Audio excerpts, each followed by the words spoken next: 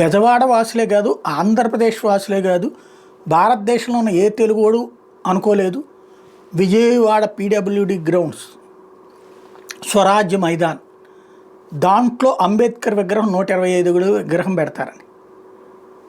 దేశంలో అతిపెద్దదైనటువంటి అంబేద్కర్ విగ్రహ ఏర్పాటుకి నిర్ణయించడం, తెలంగాణ కంటే పెద్దది ఏర్పాటు కావాలనుకోవడం, ఇద్దరి మధ్యన పోటీలు జరిగినాయి.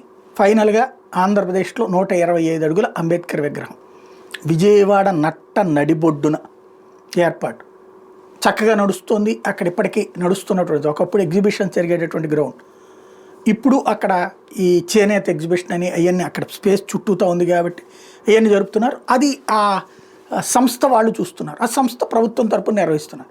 ఇప్పుడు అది ప్రభుత్వం తరపున కాకుండా ప్రైవేట్ చేసేయబోతున్నారు. దానికి సంబంధించినటువంటి ఉత్తర్వులు ఇచ్చారు. రాజ్యాంగ నిర్మాత మీద క్షుద్ర రాజకీయం అంటూ సాక్షి ఒక వార్త రాసుకొచ్చింది.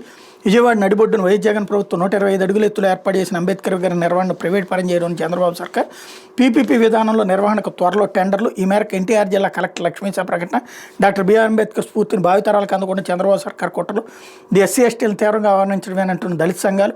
కూటమి ప్రభుత్వం వచ్చినప్పటి నుంచే అంబేద్కర్ సామాజిక న్యాయశిల్పం నిర్వహణపై తీవ్ర నిర్లక్ష్యం, ఇప్పుడు ప్రైవేట్కి అప్పగించడం అంటూ ఇందుకు పరాకాష్ట. చంద్రబాబు ప్రభుత్వం ప్రజా పౌర హక్కుల సంఘాల ఆగ్రహం అన్నటువంటి విషయం. కాకపోతే ఎంతవరకు నిజంగా స్పందిస్తారు వాళ్ళు అన్నది చూడాలి. ఎందుకంటే నిజంగా అయితే కనుక ప్రభుత్వం చేతిలోనే ఉండాలి.